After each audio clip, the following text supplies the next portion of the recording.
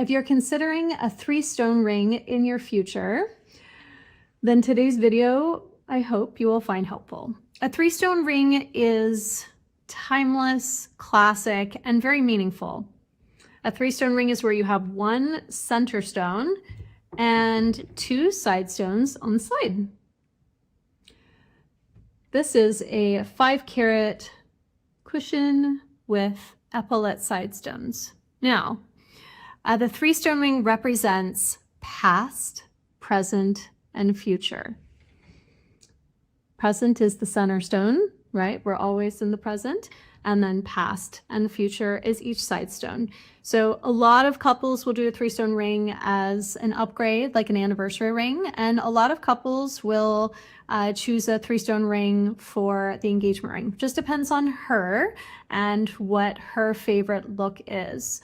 So I want to talk about a few characteristics of a 3-stone ring to consider when you are choosing a 3-stone ring, and a few details that I tend to need to cover with clients when they're trying to figure out how they're going to wear their wedding band, how the overall ring is going to look.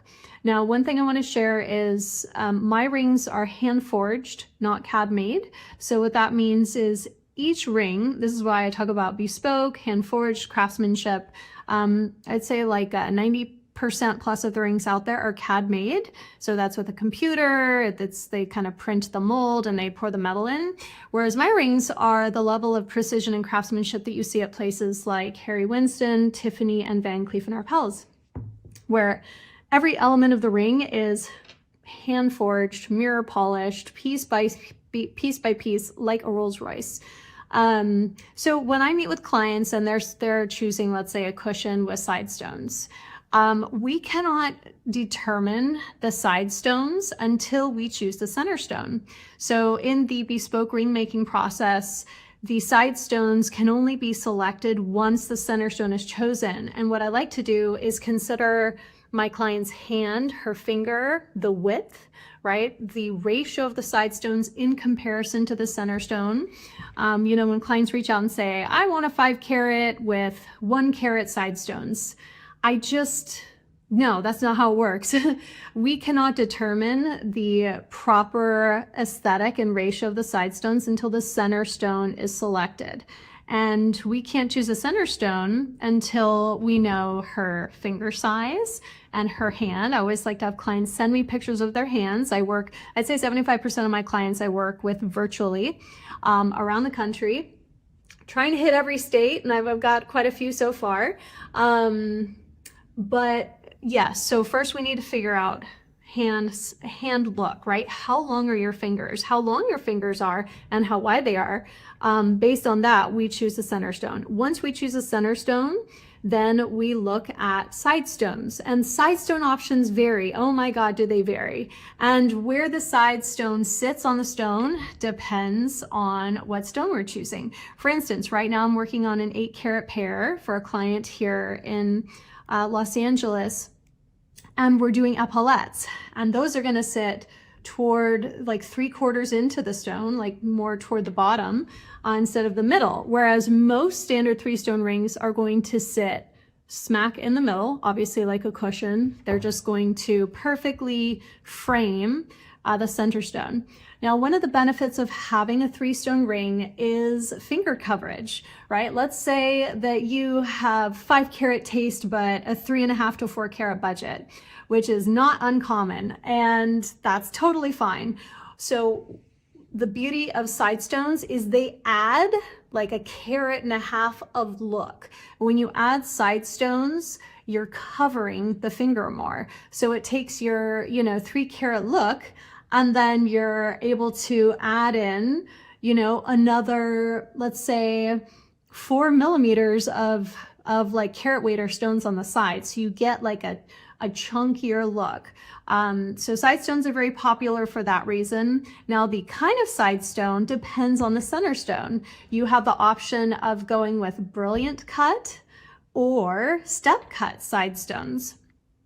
I love pairing a brilliant cut center stone, for instance, like a radiant cut center stone with step cut side stones because the contrast really highlight both. Sometimes if you have too matchy of the side stones to the center stone, you can't really appreciate the difference between either one. So I like to say that with wedding bands too, right? Like sometimes it's nice to have a little contrast to highlight both the solitaire and both the wedding band.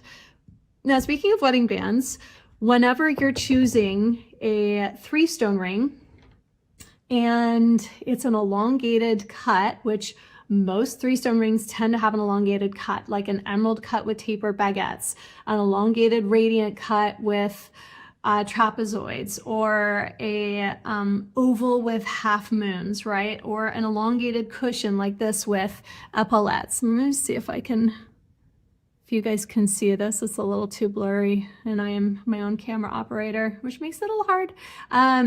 So what you have in the production of a 3-stone ring is you have, with the elongation, the stone sticks out on the side. So what that means is when you put it on your finger, there's always going to be a little bit of a gap between your 3-stone ring and your wedding band.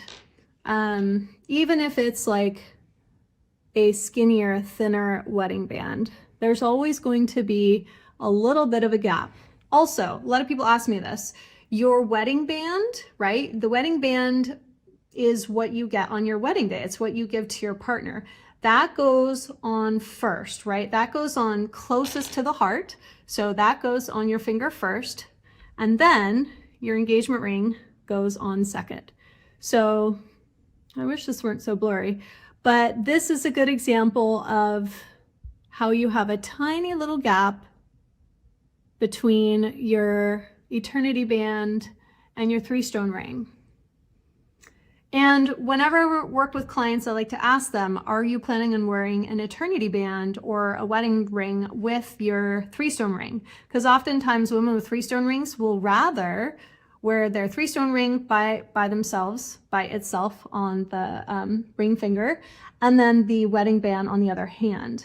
I do this actually with my oval solitaire, right? Like I'll stack my wedding ring with my solitaire, or sometimes I'll just add something to each finger because sometimes my other hand gets lonely. So that's always an option. The rules are kind of out the window. You get to do whatever you want. But when I'm custom making your ring, if you plan on wearing an eternity band, I do my best to custom make your ring so that it can accommodate for an eternity band. And I try to minimize the gap, but it's important to know that anytime you have an elongated stone, if you see, right, you have the base and you have the stone that sticks out, and the only way to have 0 gap is to raise the stone. So then you have like a high sitting stone, but a flush wedding band situation. And I don't know that that's always the best option. See, I made this ring on its own, so I didn't make it to stack, but I could stack, or I could build this so that this stacks a little bit closer, but that's just something to keep in mind. So with a 3-stone ring, especially an elongated 3-stone ring, you're going to have a little bit of a gap. So just to be expected, it doesn't mean there's something wrong with it. That's kind of the look. Like I would say 10 or 15 years ago, clients would, you know, stack, like have everything, you know, they would even like curve the wedding band to accommodate the ring so everything was like stacked together. But to be honest, I actually think it looks nice to have a little bit of a gap because again, it highlights each, you're highlighting each ring, right? So see how this has just a tiny little gap? I think that looks nice. Anyway. So with a 3-stone ring, you're going to want to first choose your center stone.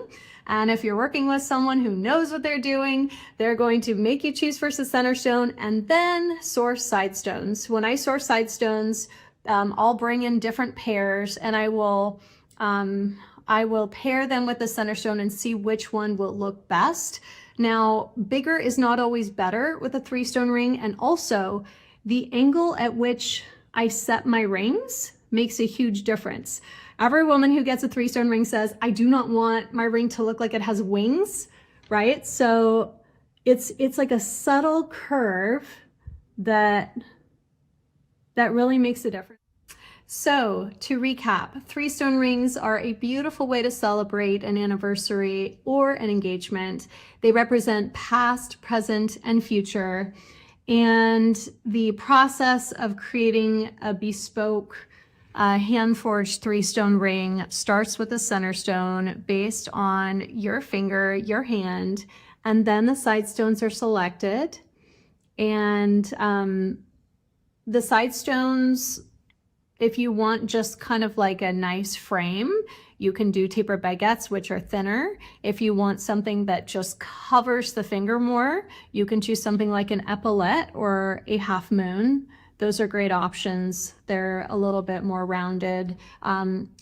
Step cut side stones create more of a modern look. So a step cut trapezoid, a step cut shield, a step cut tapered baguette, those are timeless but also have like a modern look. So whenever my clients reach out to me, I learn about their aesthetic, I get pictures of their hand, and just learn more about your style, what you're trying to achieve, and then just having a little bit of trust in the process, because I know some women need to know how it's going to look in the end, but that doesn't work, because what we're doing is we're creating art that is an embodiment of your personal style and your love story. And so it hasn't been built yet. That's the beauty. Your ring has not yet been made. If you're working with me, it's going to be one of a kind. It's going to be made just for you. And it's going to be an exciting, fun process. So if you have any questions, feel free to visit my website and set up a call. And for all of you 3-stone ring lovers out there, this is such a timeless, beautiful look, and I am such a fan.